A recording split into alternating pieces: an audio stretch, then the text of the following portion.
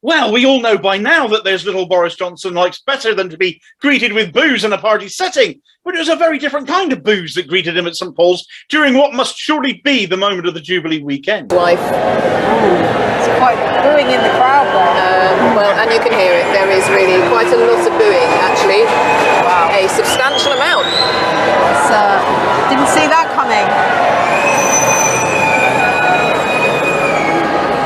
That's quite a moment.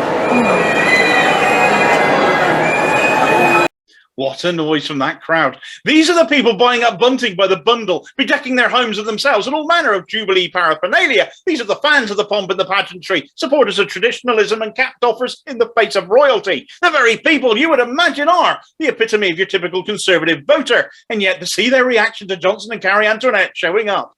Tory MPs might well want to move on, forgive and forget, refuse to step inciting war in another country, amongst other things. But unless they're living in the same alternate reality as Nadine Dorries, there's no mistaking the sentiment of those crowds were making very clear. Johnson is a busted flush, and he's taken the Tories down the tubes for the sake of his own self-preservation and self-interest. Luckily for Bozo, the BBC is always there to cover his arse, however. And new political editor Chris Mason ably showed he's going to pick up right where Laura Koonsberger left off. According to Chris, the booing sounded organised. How does disorganised booing sound, Chris? Did you spot any organisers by any chance? Was it Jeremy Corbyn's fault?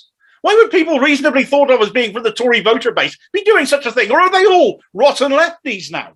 Perhaps that image of the Queen's sitting alone at her husband's funeral whilst two Downing Street parties had been held the night before, still stuck in their minds. Many others lost loved ones in similar circumstances. That may not have been lost on them either.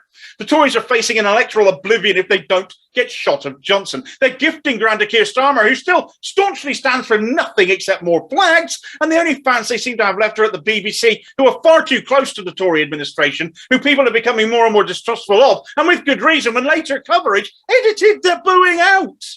The by-elections coming up this week really should be a reckoning for Johnson.